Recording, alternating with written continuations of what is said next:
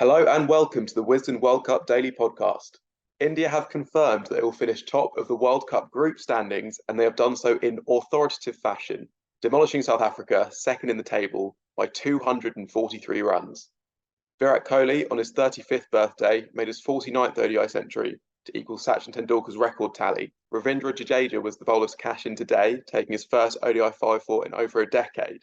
I'm joined by Wisden India editor Aadya Sharma. Aadya, in a sea of dominant Indian World Cup performances, this actually stands out as one of the most complete, doesn't it? It does, because I think the general perception was that this is going to be India's toughest competition going into the game. It's something that Virat Kohli also said after the match, that this was the toughest opposition. A team that has been overall so good. I think India I'm really surprised by the manner of this victory. Yeah, it was ridiculous how not that it was easy. I think that's the thing, is that you could see in little bits of some of the bowling how South Africa were good, and it's not as if this means that we need to forget everything we knew about South Africa, but just that India's game plan almost seems so airtight now. It's nice Kohli saying this was our toughest opposition when he's made 100, and in a way, him making 100 is sort of one of the less interesting things from a cricket point of view about this game, just because of how regularly he does it. But it is astonishing, right? I mean, so it's 4,920, 277 innings. So that's one every 5.5 games or so. And I think it's actually flown under the radar a little bit, just how good a World Cup he's actually having. I guess because when he made that first 100, people weren't talking about the 100 so much as, should he have got the 100 in the way he did? And then after that, there's been this focus on number 49. So it's been when he's got those good half centuries, big half centuries, that people haven't been focused on those innings. They've just been missed centuries. And now he gets number 49, and still, Rohit plays a brilliant innings. Jadeja takes 5 for. I mean, he is obviously the main man, but it's not like we're looking at this World Cup coming and being like, oh, this is one of the great World Cup campaigns. But he's averaging over 100. He's 7 runs off Quinton de Kock at the top of that table. I mean, Aadya, I don't know if you can find anything new to say about him, but maybe try for a couple of minutes. I'll try all I can. What I really liked was, I mean, to start with, this pitch was difficult to bat on in terms of, even if you see, I think there was a cricket stat where I think the run rate for Eden Gardens is the lowest among all the venues. It is sort of a tricky pitch, and Virat Kohli himself said that how the outside world perceives the approach is very different from how it actually happens. So he was saying that it seems to be different when the openers are batting against the new ball, but the pitch considerably slows down, and you need to sort of switch your approach, think of it differently, and that's what Kohli has become an expert in. For him to just assess and understand how an innings needs to be paced. He used the word grind, I think, in the middle, just saying that it required him to anchor one end and let the other side probably score quicker. And that's even when there is so much criticism, say, about I won't say criticism, but so much debate generally over his scoring rate. But Virat Kohli himself is so he just knows. I think ODI cricket just runs inside him. He just knows the DNA so well that it just comes out to be a cracking performance at the end. And this was it. This was how it was to deal with a difficult pitch against a bowling attack. Again, Keshav Maharaj bowled really well to not give South Africa a breakthrough at that point, and then to sort of ensure that you are going above par. I think all these things, it's incredible how one man has done it again and again and keeps doing it. Yeah, it's a good point about Maharaj and that period, I guess, between, I don't know, I mean, after the power play, I suppose, because there's a temptation when you get that good a start to go, right, we're going to try and go for 400 here, when actually that probably wasn't possible and wasn't what was needed. And we had one question in asking us to dispel the myth that this was a a selfish innings, and I don't think it was at all. I think he played the situation really well, and I think the only thing that made it look as if Kohli could have scored quicker was actually just how well Rohit played in the power play. I mean, again, it's not new; he's done this before, but this was it felt in a way India had won the game after 10 overs because they were 91 for one and they bowled South Africa out for 83. But it felt like that as well. It really felt like South Africa were going to have to work really, really hard to pull it back. And although they had some good spells with the ball, it never really felt like India were going to get anything except more than a par total from that point onwards, I guess. Yeah, and generally, obviously, we look at Kohli from a prism of perfection. And the team is doing so well that Kohli is outscoring oppositions. So there is just really nothing much to sort of talk about. That's why I feel these things about Kohli's knock, if he could have scored quicker, stuff like this is probably spoken about more than it should be. Mm. I guess from a batting point of view, maybe actually the most encouraging thing was the knock was from Shreyas Iyer. I mean, obviously he played well against Sri Lanka as well. But we talked about this game after that Sri Lanka game as this being potentially quite a big challenge for him because of those South Africa fast bowlers. And you'd sat in a press conference where he was on quite punchy form when asked about the short ball challenge. But he played the short ball well and he just played generally well today, didn't he? Yes, he did. I think actually in the start, I was a bit surprised initially by how sluggish it looked, but then you could understand how the pitch was, and again with Kohli, he was ensuring that they're able to just get through that Maharaj spell. Shamsi's wayward line and lengths didn't help actually South Africa, uh, but yeah, I think because Iyer is known to be such a demolisher of spin, it seemed a bit off when he was not connecting as well. But I think he just took his time. And then what has been probably the biggest, I mean, the best point so far in the last two games for Iyer has been that he has accelerated really well, even if it seems like he's starting off steadily. Even in this knock, you could see how he was just able to. And you mentioned the short ball. I think a couple of great hits. What I felt was, I mean, we can discuss this, but potentially should Africa have broken Maharaj's spell down and probably introduced Ngidi just to test him out, because Iyer got the chance to settle in, understand the surface, and then once he was in his zone, not much troubled him. Yeah, it's interesting actually that thing on Maharaj. I can see why they just wanted to put a complete lid on the scoring rate, but I also, yeah, maybe hold them back for a couple more. But that also would just be the preordained plan, wouldn't it? Is that your finger spinner comes on and bowls in that spell where you think you might be able to get through the cheap overs. But I guess actually, as we saw later on, spin was actually that was the main weapon on this surface, and Shamsi just had an off day, and maybe I guess unless they come up with a surface that, I mean, this was a surface that should have been pretty helpful, and he didn't do his job. You wonder if he's going to play again in the tournament, perhaps. And I guess we saw as well from the fact that India kept Maharaj to 1 for 30. That looks like a good day for Maharaj.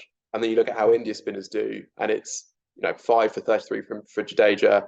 Altogether combined with Yadav, it's what, 7 for 40 in 14.1 overs. I mean, Dan, who's our who edits these videos, was saying to us on messages that they were going to make hay later on, and they absolutely did. And I guess that shows actually. I don't know if it's how South Africa could have used Maharaj better or just how well India played him, but I mean, this pitch was tailor made for Jadeja, and he was absolutely exceptional, wasn't he? Yeah. Also, I think to Rohit for introducing him early, Mm. uh, just just to ensure, because obviously I think Babuma and Mark both have sort of struggled against spin in that sense. So I feel that introducing him early when you knew that the ball is turning a bit, and you understand how Jadeja is such a good bowler in these situations. So to bring him on early, and hold Shami back, I think that was a pretty interesting. I think yeah, it was a good move. But yeah, I mean, what I think I was discussing this with you earlier. What really surprises me is how all these key elements of India's campaign so far, all of them have not played a lot of ODIs leading up to to this tournament. Like someone like a Jadeja also, there were question marks over how good he, like where exactly he is in the ODI format, just Mm. because he hadn't played any ODIs in 2021. He played just a few in 22. His batting also had sort of been a question mark because he had slowed down a lot. He wasn't the sparkling kind who usually is. I think overall it's really impressive to see how Jadeja and Shami, without playing a lot of ODIs in the lead up, have just come in and come in a World Cup year and done so well. Yeah, that's Jadeja obviously is really good in all formats, but it's been really pleasing to see how he's just come back to ODIs and done so well. Mm. Yeah, I'd forgotten actually. There was a debate, wasn't there, about Akshar versus Jadeja in the build-up to the World Cup, with the thinking that Jadeja was the better bowler and Akshar was the better batter. Yeah, And that 39 he got to play against New Zealand, that feels really crucial now. I mean, that was the perfect situation for him in that he is, in a way, more of a proper batter than a finisher. And he was able to come in and build a partnership. And he has been an actual finisher since then. I mean, 35 of 24 against Sri Lanka. I mean, that was a weird sort of finishing innings in that he ran so hard in it. Like, he only scored 2 boundaries in that. And then today was another really good finishing innings. It's just like another box ticked. I guess as a bowling attack, we were just trying to discuss this with Abhishek as well. Like, has there been a better like 5-man bowling attack than this in a World Cup since Shami came into it? I mean, so they've now taken 40 wickets in 4 games, and in the last 3 games they've bowled England, Sri Lanka, and South Africa out for 129, 55, and 83. So if you combine all of those, that's still less, like loads less than they scored today. I don't know. There's just no gaps in it at all. Like, the only thing is if one of them gets injured mid-game, because they obviously no longer have that bowling option at number 6. But like, that feels like the only way that you can like get anywhere close to on top of them. Like, it's just a ridiculously complete attack, isn't it? absolutely. I mean, uh, everything seems to be going right for them, and it's sort of difficult to figure out if there has been a better attack. Also because Bumrah was absent for a while, Shami was in and out of the ODI. He was rested and all. So they have this group hasn't played a lot together in ODIs, and to see all of them just click together makes for such a pleasant viewing, and they've all come into form at the same time. You're right. Doesn't seem to be any chink in their bowling attack. You've got someone like a Kuldeep Yadav who a couple of years ago wasn't doing really good in ODIs, and now he just looks so good. Same with Jadeja. I think it's the complete attack is it's just there's nothing to complain really, just nothing to complain. Yeah, I And mean, it's surprising though, if you think about it, you don't have you have obviously Hardik Pandya not there, and there was so much discussion about how his absence it could be a big loss for India, but it just doesn't seem to be any problem so far. yeah, I mean, yeah, because we were talking as well that like they brought in Prasid Krishnan, didn't they, into the squad for Pandya, which feels like, I mean, they could have brought in a proper rounder and they didn't do that. I mean, do you think that's the right call? And I guess that seems to suggest that they're just going to keep on with this balance, doesn't it? Yeah, I think Rahul Dravid explained it a day ago. I think, yeah, a couple of days ago or something. So he basically said that they have backups for everyone. I think it's a clear indication that they're going to play the same team. They don't need someone to fit right into the team right now. Uh, First of all, it's very difficult to find a replacement for Hardik Pandya. Mm-hmm. Who do you pick for that? I think what they've done is just they have a backup spinner, they have a backup batter. They've ensured that if one pace bowler goes down, they have Prasid Krishna for backup. So they're going to play the same team. They're going to stick to this equation, and they just have a backup bowler now. Fair enough. I mean, that'll do for part one. In part two, we'll touch on South Africa and look ahead to tomorrow's potentially smog-affected Sri Lanka Bangladesh game. On to South Africa. How worried will they be about this defeat? I mean, 243 runs is a lot to lose by. And in one sense, it maybe feels as if they maybe had this coming. I mean, that bowling attack is not quite elite all the way through, and they don't have the options in the team to cover it if someone has a really bad day, which is what Marco Jansen and also, I guess, Tabré Shamsi had. So I don't know, are they worried about this? I mean, there's not much they can do to change it, or do they just think, you know, we came up against a really good side and they had a really good day, and there's not much you can do when that happens? They've lost two, right? In the two Yeah. games they've been chasing, and even against the Netherlands, you could see that they started off slow, and their approach was a bit muddled up. But yeah, I think bowling wise, you are right. There doesn't seem to be an obvious answer to it, because Janssen just had an off day. He was completely off it. He was spraying the ball around. He just couldn't find his lengths. You thought someone like a Tabrez Shamsi could do well in these conditions, especially stifle the flow in the middle alongside Maharaj, which on paper seemed to be a good move, but again, it just did not turn out to be nice. I don't think there's anything they specifically have to change. I think it was just off day for a couple of bowlers.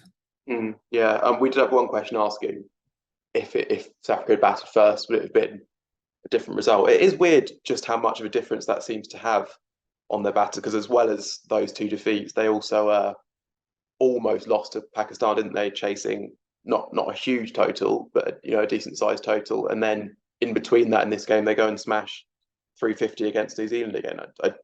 It's just such a weird psychological thing that can happen to a team. I felt really bad for Janssen when he thought his day was done, because Markram bowled 2 overs, so him and Shamsi only bowled 9 each, and then Ngidi limps off with 4 balls left in the final over, and he has to come back on to bowl them and gets hit for 2 boundaries straight away. That did not look much fun for him. We were discussing this as well. Is how good India are an issue? Like, there hasn't been a huge amount of jeopardy for them in the tournament.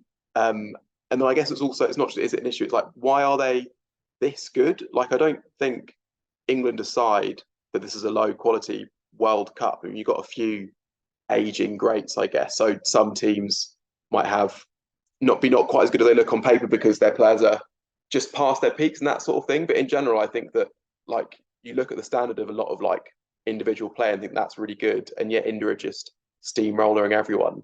Like, how are they that good? I don't know. I wish I knew the answer for that, but it just seems to be everything is clicking in place for them.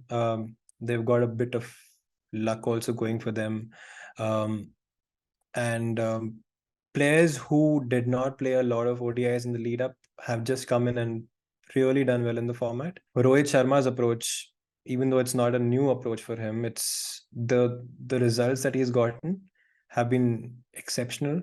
I mean, I don't think anyone would have expected this level of high scoring from Rohit at the start. To have Bumrah, Shami, Siraj together, it can't be easy to have all three in the same attack and sort of, have all of them do so well together. It's just happening magically for them so far. I think everyone from Rahul Dravid to Rohit Sharma to the bowling coach have been asked about if it's a concern that they are, they probably go into the knockouts undefeated. But this team doesn't seem to worry too much about that. They have categorically said that they want to win as much as they can. They don't worry too much about breaking that flow. For them, it's about that vague word that's called momentum to carry it forward and just keep going. Yeah, I mean it's really surprising to think of it. We used to talk about the great Australian team and how they were so difficult to beat. With India, they have been challenged at different points, but they've still prevailed. It just seems that they have a plan B for everything. Yeah, and that Australia team did get challenged at times as well. I mean, they had that game against England in 2003 where Andy Bickle had the game of his life. But it's not as if they absolutely breezed through every single game. But yeah, this does feel like that. Like, I know that people are saying, "Oh, isn't it all set up for India to lose in the semi-final and the final?" Obviously, that might happen, but equally, to me it feels more like a team who are a distance a bit better than the rest. I mean, beyond all the analysis and numbers, what's been there to see is that this team is really enjoying themselves. Obviously, that comes with victories and everything, but this team hasn't come to this tournament with the pressure of playing in front of a home crowd. That was something that was discussed a lot. Would that turn against them? Would that pressure of expectations burden them? It's just been, I mean, the support has been so overwhelming.